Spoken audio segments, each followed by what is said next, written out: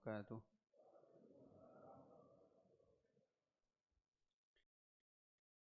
Rabbil alamin wassalatu wassalamu ala asyrafil mursalin nabiyyina wa maulana Muhammadin wa ala alihi wa sahbihi ajma'in wa ashhadu an la ilaha illallah wahdahu la syarika lah wa ashhadu anna Muhammadan abduhu wa rasuluh sallallahu alaihi wa ala alihi wa sahbihi wa man tabi'al huda ila yaumiddin. Alhamdulillah, puji syukur kita haturkan kehadirat Allah. Pagi ini kembali kita lanjutkan kajian dengan membaca matan Fadlul Islam. Dan insyaallah karena pembahasan kita masih berkaitan dengan masalah bid'ah, kita akan lengkapi dengan menyinggung adakah bid'ah hasanah. Pertama, apa itu bid'ah? Kita bawakan satu artikel kecil di sini ya. Secara bahasa, bid'ah artinya sesuatu yang baru, yang tidak ada contoh sebelumnya. Allah Subhanahu wa ta'ala berfirman menceritakan tentang nama dan sifatnya. Badi'us samawati wal ard. Allah adalah zat yang badi'us samawati wal ard, yang menciptakan langit dan bumi, badi' di posisi tidak ada contoh sebelumnya. Sebelum ada langit dan bumi, Allah belum pernah menciptakan makhluk seperti langit dan bumi. Allah juga berfirman menceritakan tentang Nabi Muhammad sallallahu alaihi wasallam, "Qul," sampaikan Nabi Muhammad, "ma kuntu bid'am minar rusul." Aku bukanlah rasul yang bid'ah. Artinya aku bukanlah rasul yang pertama. Dulu sudah ada banyak rasul. Aku bukan rasul yang pertama.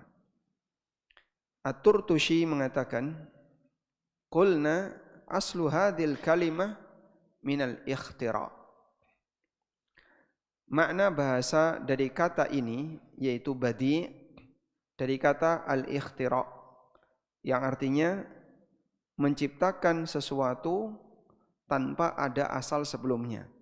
Wa huwa syai'u yuhditsu min ghairi aslin sabiq, atau asyai'u yuhdatsu min ghairi aslin sabiq, sesuatu yang muncul sebelumnya, tanpa ada contoh sebelumnya.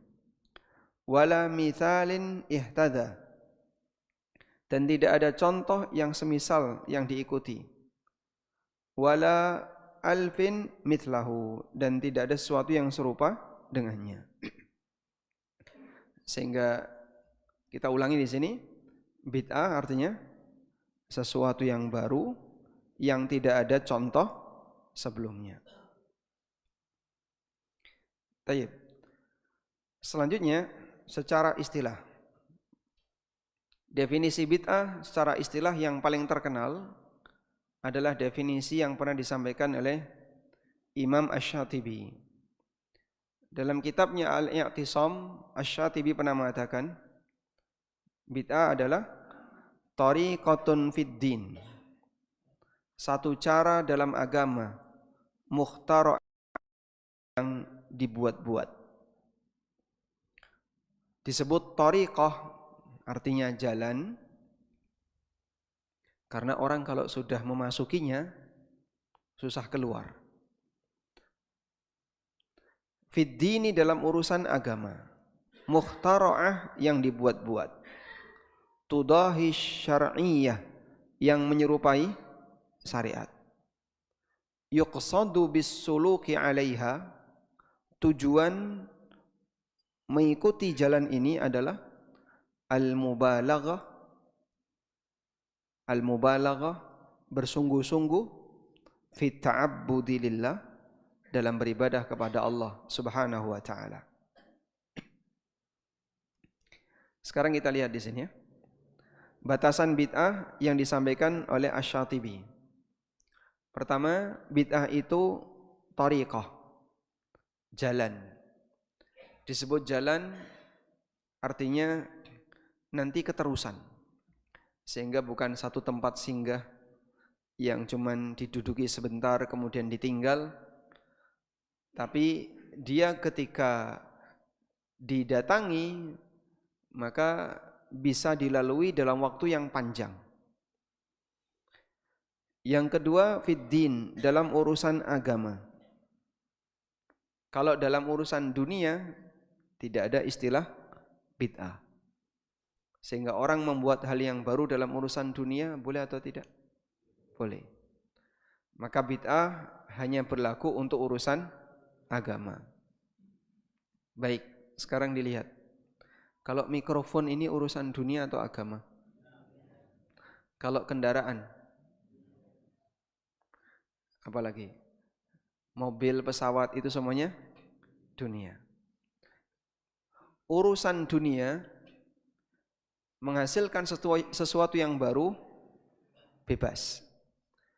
Dan urusan dunia boleh dimanfaatkan untuk memudahkan seseorang dalam kegiatan beragama, tapi tidak menyempurnakan agama. Coba kita lihat di sini. Urusan dunia ini tidak menyempurnakan apa? Agama. Agama tidak lebih sempurna dengan adanya teknologi. Sehingga keberadaan teknologi tidak menyempurnakan agama. Namun teknologi bisa digunakan untuk membantu hamba dalam memudahkan urusan agama. Sehingga teknologi tidak menyempurnakan agama. Keberadaan mikrofon tidak membuat Islam semakin sempurna. Namun mikrofon memudahkan seseorang untuk melaksanakan agamanya. Imam, dia tidak perlu teriak-teriak karena sudah ada mikrofon. Kajian, karena sudah ada mikrofon, nggak perlu teriak-teriak. Suara saya, karena mikrofonnya saya matikan, sehingga saya tidak perlu bengok-bengok, teriak-teriak untuk menyampaikan suara ini sampai belakang. Sehingga status teknologi di sini sifatnya adalah membantu hamba dalam memudahkan urusan agamanya, bukan menyempurnakan agama. Karena itu, kalau ada orang diberi nasihat, praktek bid'ah itu dilarang. Wah, nek kaya ngono, haji ya nganggo onto. Ya haji mau pakai pesawat, mau pakai kapal, mau pakai mobil, itu semuanya adalah memanfaatkan teknologi untuk memudahkan urusan agama, bukan menyempurnakan agama. Sehingga tata cara haji, orang yang pakai pesawat dengan yang pakai onta sama atau beda?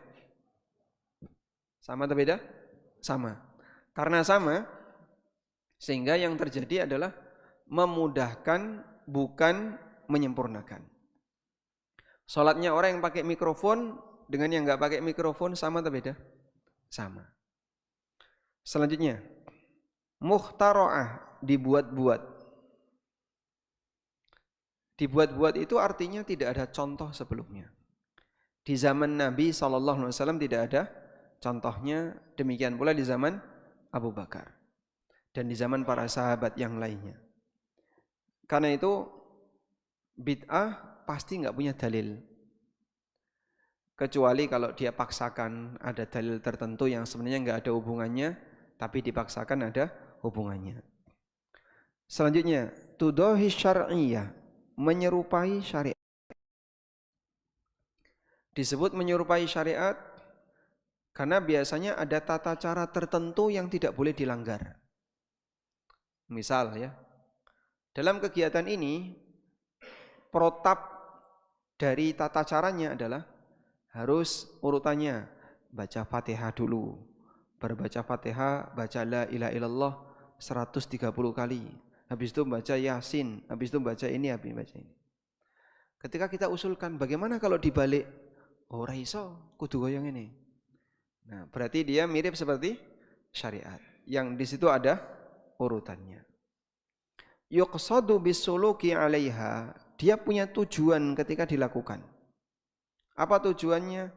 Al-mubalaghatu fit ta'abbud, untuk bersungguh-sungguh dalam beribadah kepada Allah.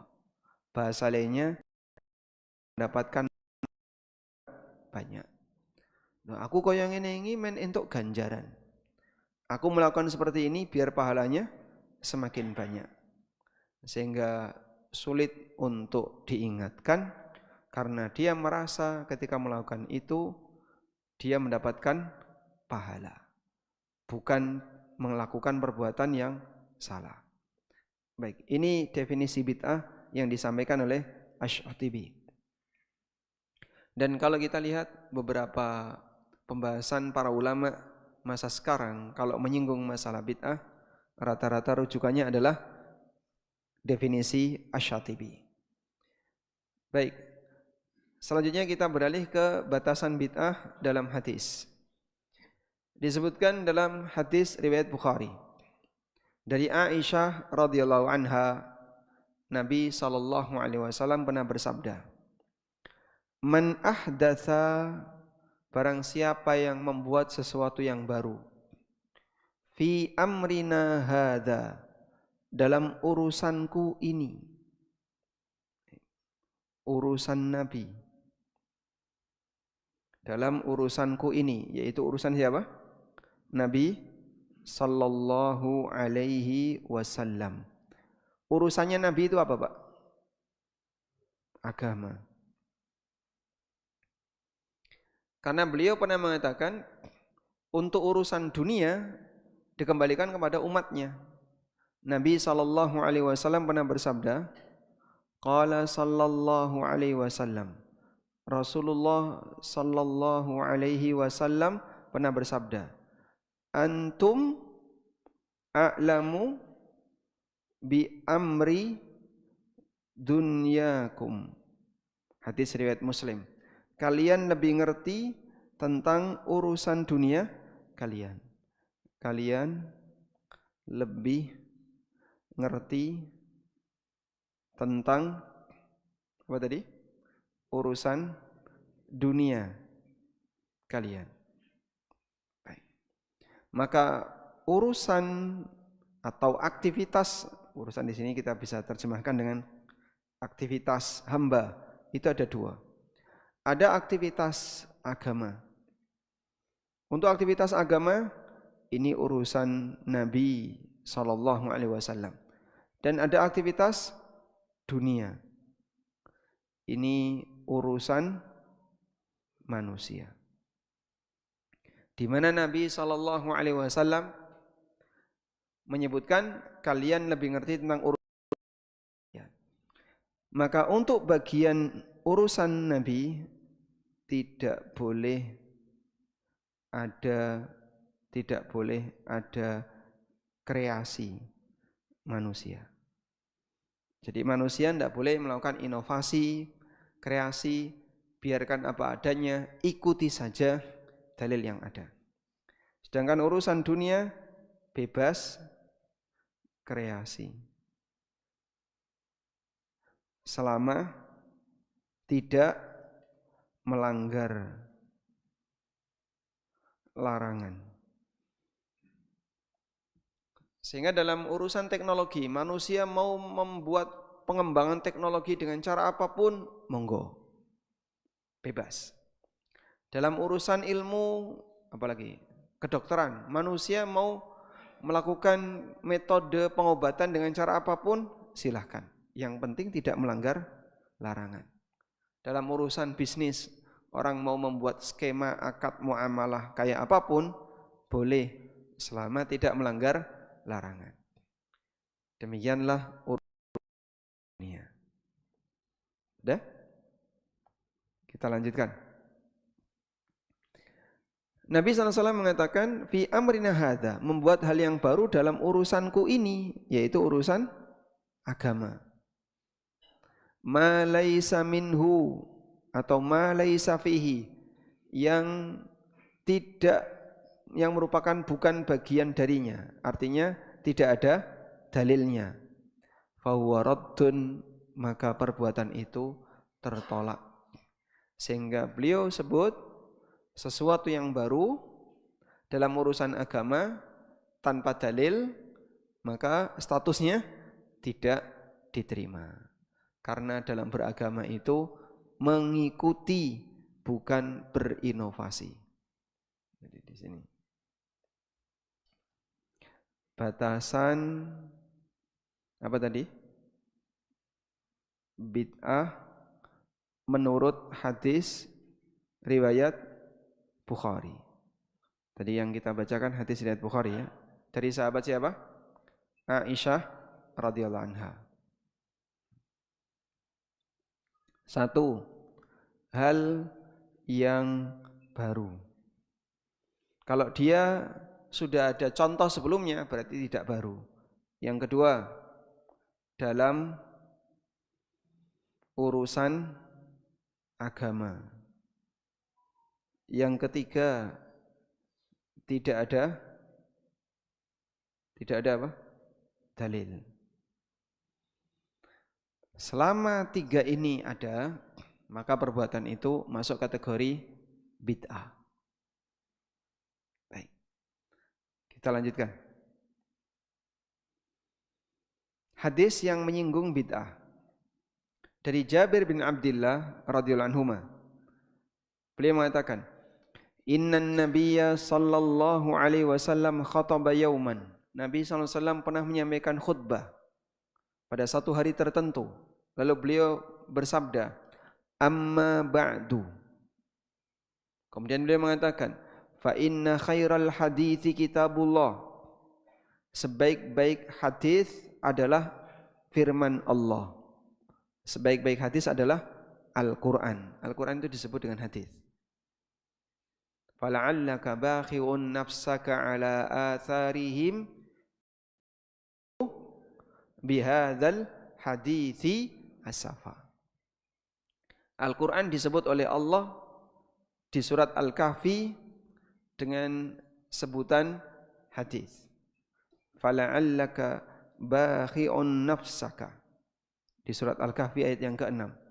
Fala'allaka bakhi'un nafsaka ala atharihim illam yu'minu bihadzal hadis. Hadzal hadis maksudnya adalah Al-Quran. Ketika mereka tidak beriman dengan hadis ini, maksudnya dengan Al-Quran ini. Nabi SAW mengatakan, fa inna khairal hadis. Sesungguhnya hadis terbaik, maksudnya adalah perkataan terbaik adalah kitabullah. Wa khairal huda. Ini ada dua cara baca ya. Kalau Bapak mendengarkan khatib, di sini ada dua cara baca. Wa khairal hadi. Hadiyu Muhammadin sallallahu alaihi wasallam. Atau bisa dibaca wa khairal huda. Huda Muhammadin sallallahu alaihi wasallam. Kalau ketemu khatib, wa khairal hadi hadiyu Muhammadin.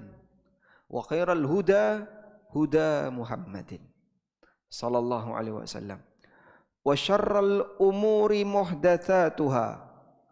Dan sejelek-jelek perkara adalah yang baru. Al-umur di sini perkara apa namanya? Perkara agama. Jadi beliau menegaskan, sejelek-jelek perkara agama adalah muhdatsatuha, yang dibuat-buat, yang baru. Lalu beliau menegaskan, wa kullu bid'atin dhalalah, dan setiap bid'ah itu sesat. Ini disampaikan dalam muqaddimah khutbah. Nabi SAW jadikan itu sebagai muqaddimah khutbah. Berarti apa? Sering. Diulang-ulang. Sering dan diulang-ulang. Sehingga kalau pesan itu disampaikan sering dan diulang, berarti menjadi kaidah. Maka dia menjadi kaidah. Kenapa jadi kaidah? Karena sesuatu yang sering dan diulang-ulang itu biasanya jadi kaidah. Setiap kali saya mau keluar rumah, ibu pasti pesen nggawa sangu. Setiap keluar rumah, ibu selalu bilang nggawa sangu. Berarti metu nggawa sangu itu kaidah. Makanya ada ungkapan idza takarrara taqarrara. Idza takarrara taqarrara. Sesuatu itu kalau berulang, takarrara artinya berulang, taqarrara berarti jadi kaidah. Takarrara berulang, taqarrara jadi kaidah. Nah, disinilah kalau kita sepakat bahwasanya ini sering disampaikan oleh Nabi SAW, maka bagian dari kaidah yang beliau sampaikan adalah wa kullu bid'atin dhalalah. Kita lanjutkan. Dalam hadis yang lain dari Irbad bin Sariyah, Nabi SAW berpesan, wa ihdatsil umur, jauhilah kalian muhdatsatil umur, perkara-perkara yang baru, urusan-urusan yang baru. Urusan apa ini? Agama. Fa inna kulla muhdatsatin bid'ah, karena semua perkara yang baru itu bid'ah. Wa kulla bid'atin dhalalah, dan semua bid'ah itu sesat. Yang bersabda ini siapa? Rasulullah sallallahu alaihi wasallam. Kalau ini adalah sabda Nabi sallallahu alaihi wasallam, jangan sampai ketika kita mendengar ini loro ati, jangan sampai. Aku nek krungu kaya ngono iki loro ati. Itu sabda Nabimu sallallahu alaihi wasallam. Kok bisa kamu sakit hati? Ya. Kalau kamu dituduh jahat, loro ati, monggo. Tapi kalau mendengar sabda Nabi sallallahu alaihi wasallam, jangan sampai sakit hati. Lah, aku termasuk. Nah, kalau kamu termasuk ya kudune tobat nanti. Bukan malah lara hati. Berarti niku nyindir aku ya. Yang nyindir kamu siapa? Kalau enggak merasa, jangan merasa. Kalau kamu tidak merasa kamu adalah pelakunya, maka tidak perlu merasa sebagai pelakunya. Baik. Sampai di sini teks yang kita baca dari dalil. Sekarang kita lihat apa makna kata kullu. Inilah yang menjadi titik sengketa di kalangan masyarakat. Oh, kullu di sini artinya bukan semuanya. Kullu di sini maksudnya adalah amun maksus. Kalimat umum tapi dikhususkan. Nah, sekarang kita akan baca. Saya tidak menyembunyikan keterangan sehingga ulama siapa yang berpendapat itu, ulama siapa yang berpendapat A, berpendapat B, kita tampilkan. Saya dahulukan keterangan An-Nawawi. An-Nawawi dalam syarah Sahih Muslim menyampaikan penjelasan. Apa makna wa kullu bid'atin dhalalah? Semua bid'ah adalah sesat. Kata beliau, hadza amun makhsus. Kalimat ini teksnya umum, makhsusun tapi dikhususkan. Wal murad, dan yang dimaksud adalah ghalibul bid'ah, umumnya bid'ah. Jadi bukan semua bid'ah tapi umumnya bid'ah. Maksud saya begini, nek krungu seperti ini jangan lara hati dhisik ya. Jangan sakit hati dulu, diterima dulu. Ini sabda Nabi SAW. Sekarang kita akan pahami maknanya dengan hati dingin biar tidak panas. Qala ahlul lughah, kata para ahli bahasa, hiya kullu syai'in amila ala ghairi mithalin sabiq. Makna bid'ah menurut ahli bahasa adalah segala sesuatu yang dilakukan tanpa ada contoh sebelumnya. Segala perbuatan yang dilakukan tanpa ada contoh sebelumnya. Qala ulama, kata para ulama, al bid'atu khamsatu, itu ada 5 hukum. Bid'ah ada 5 macam. Nah, 5 macam ini berdasarkan hukumnya. Wajib, sunnah, mubah, makruh, haram. Beliau menyebutkan bid'ah ada 5, lalu beliau kasih rincian. Wajib, sunnah, haram, makruh, mubah. Jadi dalam bahasa An-Nawawi ada bid'ah yang wajib. Ada bid'ah yang sunnah, mubah, sebagaimana ada bid'ah yang makruh dan yang haram. Tapi tidak berhenti sampai di sini. Lihat contoh yang beliau sampaikan. Faminal wajiba, di antara bentuk yang wajib, nadh mutakallimin liraddi alal mulahidah wal mubtadi'in wa shibhu dzalika. Di antara bentuk bid'ah yang wajib adalah kita menyusun, kita menggunakan dalil-dalil yang dipakai oleh ahli filsafat untuk membantah orang-orang yang punya pemikiran menyimpang dan akidah bid'ah. Kita gunakan dalil ahli filsafat untuk membantah pelaku bid'ah. Ini bid'ah yang wajib. Paham? Menggunakan alasan argumentasi orang ahli filsafat untuk menyerang ahli bid'ah. Ini bid'ah yang wajib. Disebut bid'ah yang wajib karena tujuannya untuk menyerang orang yang punya pemikiran bid'ah atau yang semisal dengan itu. Seperti ini di zaman Nabi SAW dan Abu Bakar tidak ada. Karena filsafat ini berkembang belakangan di tengah kaum muslimin. Maka muncul pertanyaan, boleh nggak kita menggunakan metode filsafat ini untuk membantah orang-orang yang menyimpang karena ilmu filsafat. Jadi filsafat ditabrak dengan filsafat. Nah, kata beliau, boleh. Walaupun di masa silam ini tidak ada. Dan ini disebut oleh An-Nawawi bid'ah wajib. Ya bahasa kita kayak gini ya. Boleh enggak menggunakan argumen orang kafir untuk membantah perkataan orang kafir? Jadi kita menggunakan argumennya orang kafir, tapi dipakai untuk membantah orang kafir. Beliau sebut seperti ini masuk kategori bid'ah yang wajib. Wa minal mandub, bid'ah yang dianjurkan. Tasnifu kutubil ulama, menulis kitab-kitab ilmu. Wa bina'il madaris, membuat madrasah, sekolah. Warrabti wa ghairi dzalik, atau membuat bangunan-bangunan untuk kegiatan sosial keagamaan atau yang lainnya. Ini bid'ah yang boleh. Di zaman Nabi SAW tidak ada sekolah.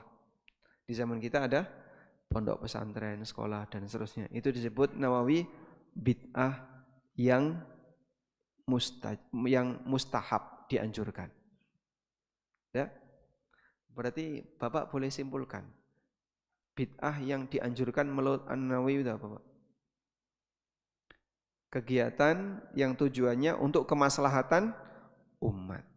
Kegiatan yang tujuannya untuk kemaslahatan umat. Sekarang lihat yang ketiga. Wa minal mubah, bid'ah yang mubah adalah at-tabassut fi alwanil at'imah wa ghairi dzalik. Bid'ah yang mubah adalah membuat jenis makanan yang beragam rasa. Membuat jenis makanan yang beragam rasa. Satu meja, nasi, terus sego abang, sego jagung. Itu baru apa namanya? Nasi, sego abang, sego jagung. Ini namanya apa, Pak? Hah? Makanan pokoknya. Lawuhe durung toh? Gudeg, sedudo lodeh, pecel, tongseng, gulai, soto, satu meja. Seperti itu disebut bid'ah yang mubah. Berarti seperti yang Anda lakukan sehari-hari, Anda telah melakukan bid'ah yang mubah. Menurut An-Nawawi. Sehingga bid'ah mubah menurut An-Nawawi itu apa? Ya aktivitas dunia. Di zaman Nabi SAW makanan itu jumlahnya terbatas. Sampai kata Aisyah radhiyallahu anha, selama lebih dari 2 bulan hanya ngunyah kurma. Makanan apa yang paling Bapak sukai, Pak? Kenapa? Tomat. Kok kurma? Yang paling disukai nama, Pak? Yang paling disukai. Nama? Mboten enten. Ada. Makan sehari-hari. Makanan pokok. Nanti seneng nasi ya. Kalau misalnya ada orang tanya, seneng apa Mas? Kalau niku paling seneng duren. Baik. Sampean nek diparingi duren setiap 1 jam sekali, kuat berapa lama? Mendem duren. Nanti jadi mendem duren. Sehingga makanan kita itu beragam. Karena kita kalau dikasih 1 jenis makanan, bosan. Sabarnya Rasulullah SAW dan para ummahatul mukminin hanya makan kurma selama 2 bulan lebih dan mereka tidak mengeluh. Ya, di zaman kita bendino kok kurma. Padahal itu baru 1 jenis ya. Padahal kita misalnya bendino kok lodeh terus toh, mbok diganti.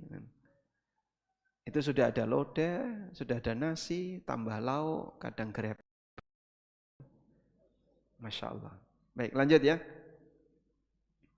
Kata beliau, bid'ah yang mubah adalah at-tabassut fi alwanil at'imah wa ghairi dzalik. Membuat aneka hidangan makanan yang beragam itu bid'ah. Itu kita pelakunya setiap hari itu, Pak. Itu disebut bid'ah yang mubah. Jadi bid'ah wajib, sunnah mubah menurut An-Nawawi rahimahullah ini sebenarnya berkaitan dengan urusan dunia dan tidak ada kaitannya dengan urusan agama. Maka beliau pahami bid'ah ini adalah bid'ah dari sisi bahasa. Karena itulah di bagian awal tadi beliau sampaikan qala ahlul lughah, menurut ahli bahasa bid'ah itu segala sesuatu yang dilakukan tanpa ada contoh sebelumnya. Nah, jadi di sini bid'ah secara makna bahasa. Ini artinya apa? Segala hal yang baru, tidak ada contoh sebelumnya. Itulah makna bid'ah secara bahasa.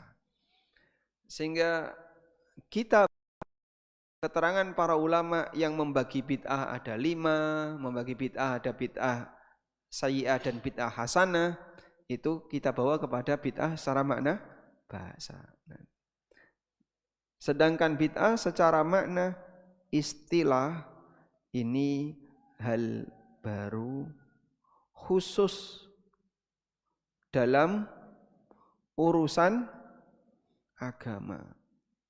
Kalau dia bukan dalam urusan agama, ya bukan bid'ah. Baik, kita lengkapi dulu ya. Jangan sabar ya. Dereng rampung nih.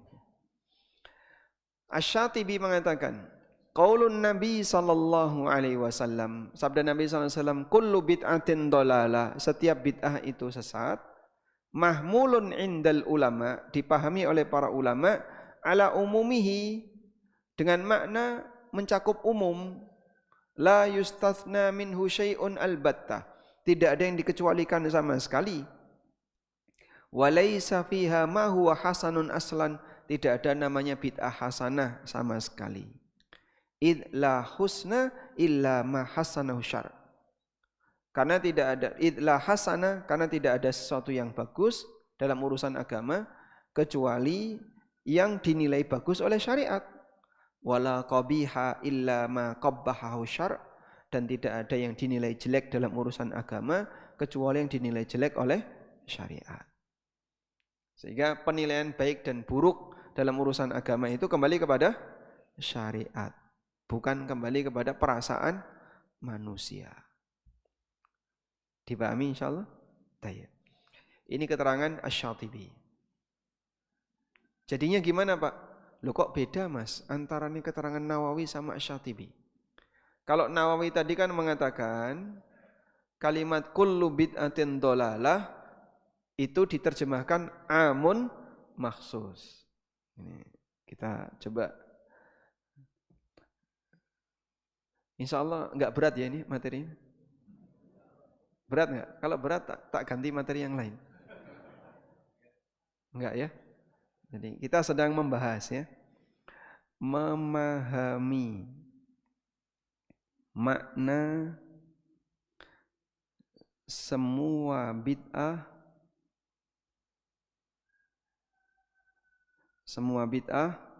adalah sesat. Ini makna teks hadis. Memahami makna teks hadis, semua bid'ah adalah sesat. Tadi perkataan yang pertama adalah keterangan siapa? An-Nawawi. Nah, An-Nawawi mengatakan semua di situ adalah kata umum, kata yang sifatnya umum tapi bermakna khusus. Umum yang dikhususkan kalau lebih tepatnya. Kata umum yang dikhususkan. Nah,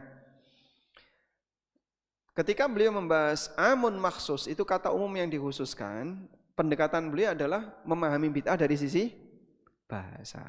Nah, kemudian di sini beliau pendekatan dari sisi bahasa. Karena itu dalam urusan dunia juga dimasukkan bid'ah.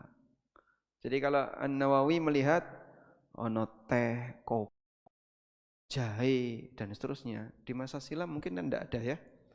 Ini masuk kategori bid'ah. Moga jenengan badhe ngunjuk napa? Pilihannya apa? Masya Allah, tamu kok njaluk pilihan.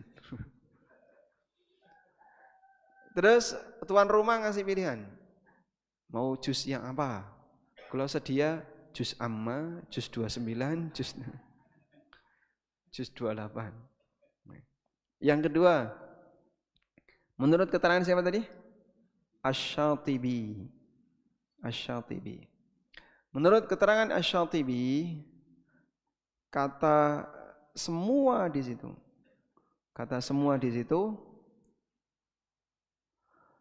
menunjukkan makna umum dan tidak ada pengecualian. Berarti menurut Asy-Syatibi di sini pendekatan dari sisi apa? Dari sisi makna syariah, makna dari sisi makna istilah. Karena secara makna istilah bid'ah itu hanya berlaku untuk urusan agama. Sampai di sini paham insyaallah Pak? Paham. Lanjut ya. Dengan tesih betah mboten? Baik, sekarang kita lanjutkan. Bagaimana dengan hadis yang disebutkan oleh para ulama tentang peristiwa sholat tarawih di zaman Umar? Kita lihat di sini. Abdurrahman bin Abdul Qari berkata, dia adalah orang yang pada masa Umar bin Khattab bekerja bersama Abdullah bin Arqam di Baitul Mal. Beliau pernah bercerita, Umar pernah keluar di malam hari bulan Ramadan bersama dengan Abdurrahman bin Abdul Qari. Fatafa bil masjid, lalu beliau keliling di Masjid Nabawi. Wa ahlul masjid auzaun mutafarriqun. Sementara orang-orang yang berada di masjid saling terpisah dalam salat mereka. Yusalli rajulu bili nafsihi, ada orang yang salat sendiri. Wa yusalli rajulu fayusalli bi salatihi rahtu, ada yang ngimami kemudian makmumnya cuma beberapa orang. Ada jamaah kecil, ada yang salat sendiri, ada yang cuma 3 orang, 5 orang, sekian orang. dalam satu masjid. Salat qiyamul lail ketika Ramadan, mereka salat terpencar-pencar. Faqala Umar, lalu Umar mengatakan, "Wallahi inni adzunnu law jama'na haula ala qari'in wahid lakana amsal."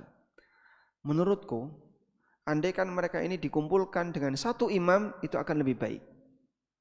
Tsumma azama Umar ala dzalik. Lalu Umar bertekad untuk melakukan ini. Kemudian beliau perintahkan Ubay bin Ka'ab untuk jadi imam bagi mereka saat sholat tarawih di bulan Ramadan.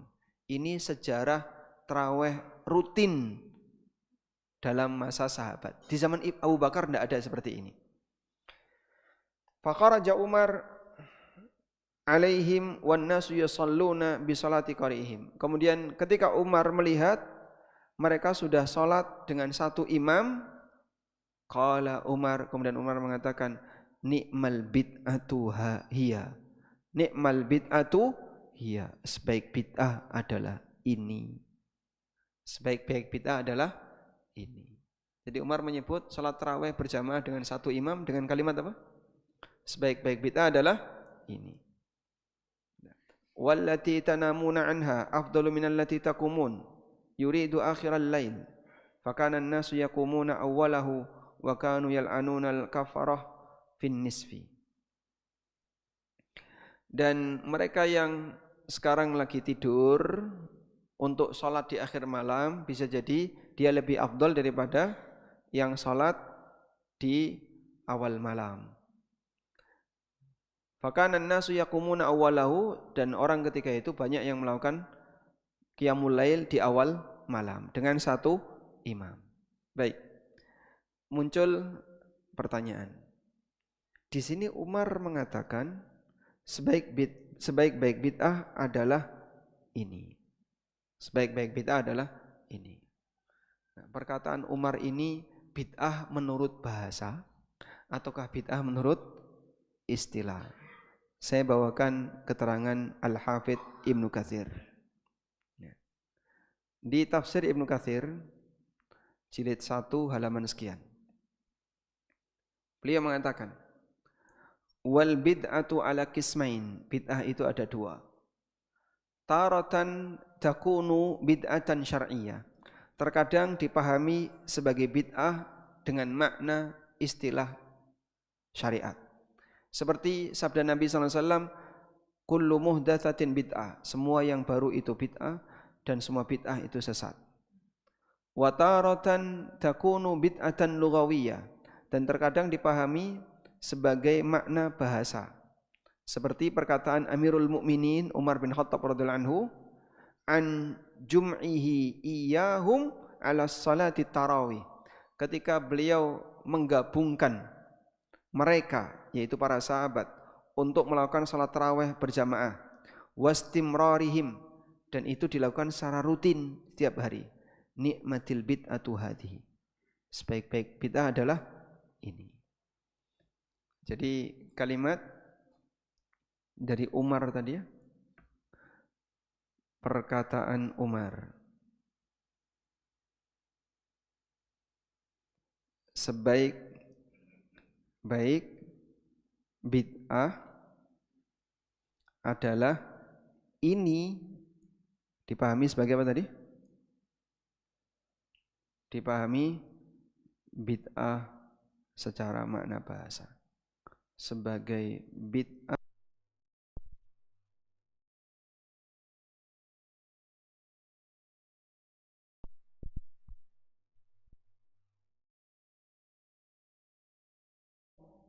dalam urusan makanan disebut bid'ah. Maksudnya bid'ah dalam makna bahasa, bukan bid'ah dalam makna istilah. Sementara yang disampaikan Nabi SAW tadi adalah bid'ah secara istilah yang mencakup urusan agama semata. Baik. Nah, hal yang sama juga kita bisa bawa untuk keterangan Imam Asy-Syafi'i rahimahullah. Imam Asy-Syafi'i seperti yang diriwayatkan dari Harmalah bin Yahya, beliau bercerita, Sami'tu Muhammad bin Idris Asy-Syafi'i. Ini nama aslinya Imam Syafi'i ya. Nama asli Imam Syafi'i siapa Pak? Muhammad bin Idris. Ayah beliau namanya Idris. Aku mendengar Muhammad bin Idris Asy-Syafi'i radhiyallahu anhu pernah mengatakan, al-bid'atu bid'atan. Bid'ah itu ada dua. Bid'atun mahmudah, bid'ah yang terpuji. Wa bid'atun madmumah, dan bid'ah yang tercela.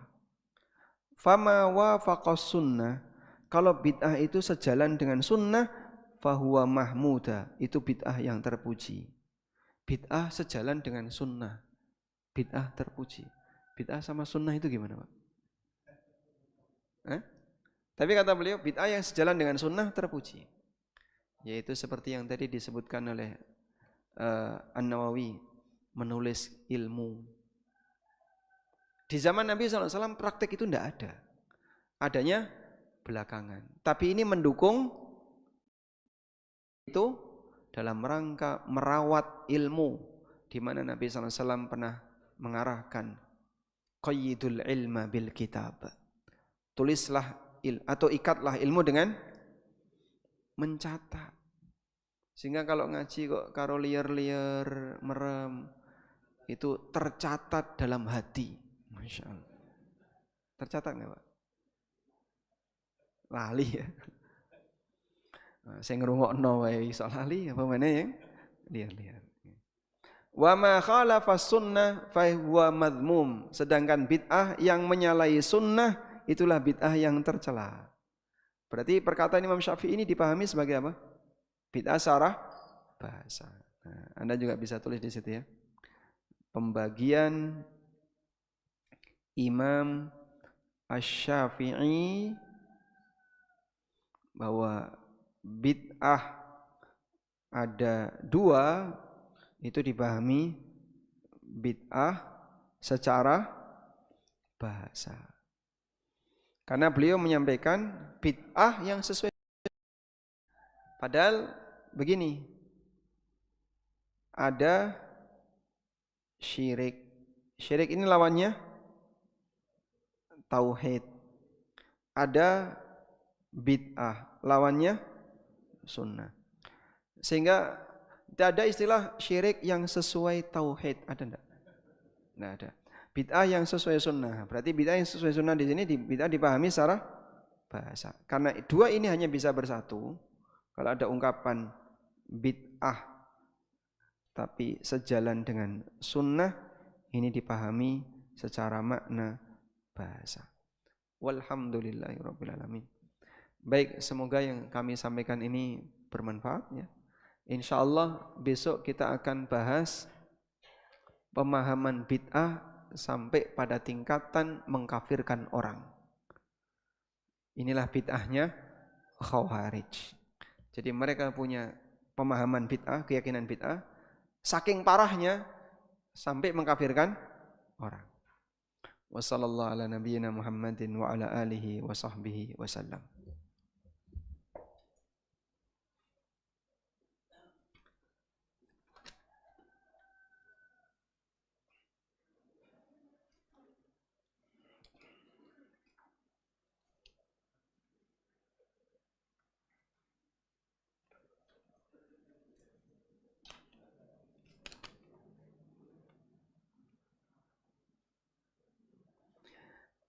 Pertanyaan, untuk kurban wasiat dari mayit, apakah ahli waris boleh mengambil sebagian daging untuk dimakan?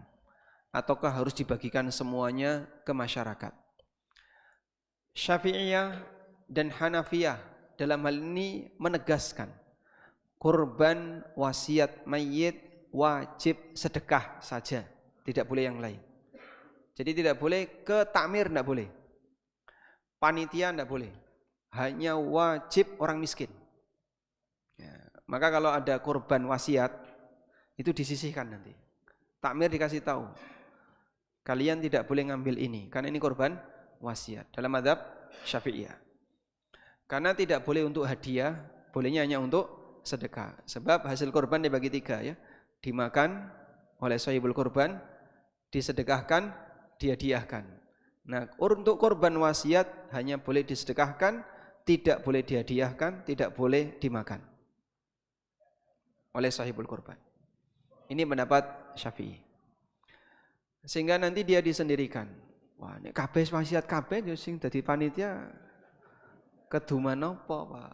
Nah, kalau semuanya kurban wasiat, panitia harus puasa. Baik.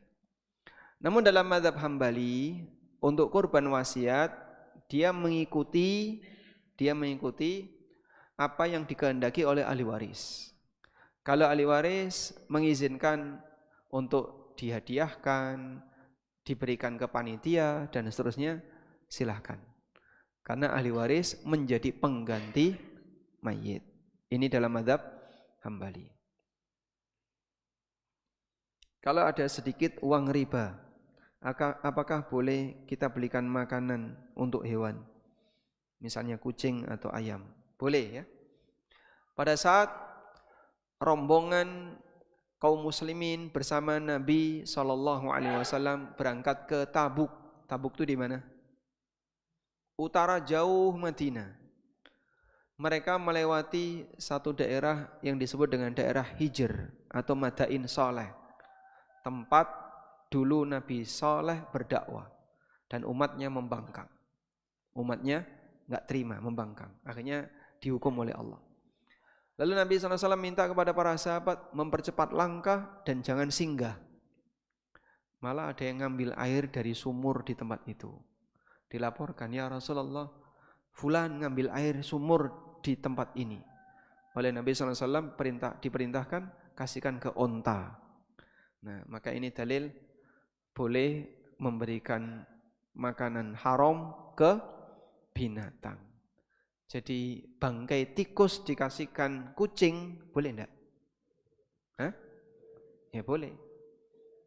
Loh itu makan bangkai kucingnya. Loh kamu kan enggak makan kucing.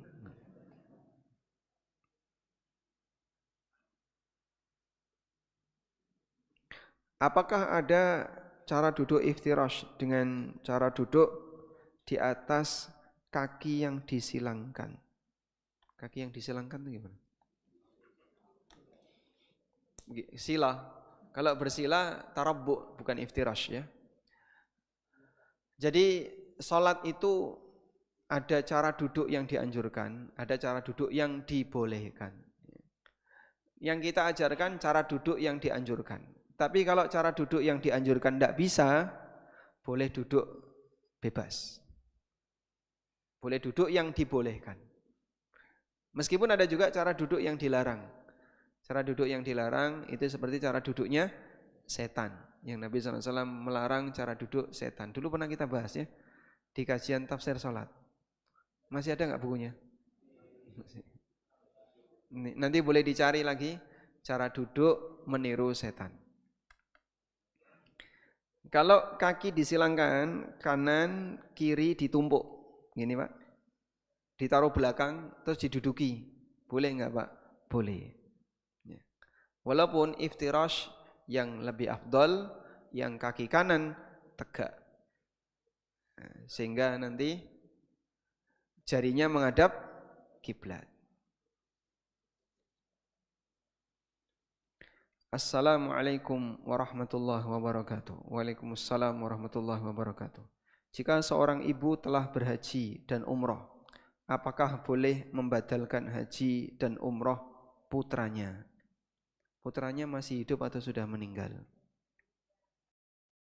Kalau sudah meninggal, sehingga nanti bisa membadalkan putranya. Kalau masih hidup, sebaiknya putranya dikasih duit berangkat sendiri. Jadi bukan dibadalkan. Apakah boleh membaca sholawat dan asmaul husna sebelum berdoa di waktu sujud? Wallahu alam. Anjuran yang diberikan Nabi SAW, fa'akthiru fihi minad du'a. Perbanyaklah berdoa ketika sujud.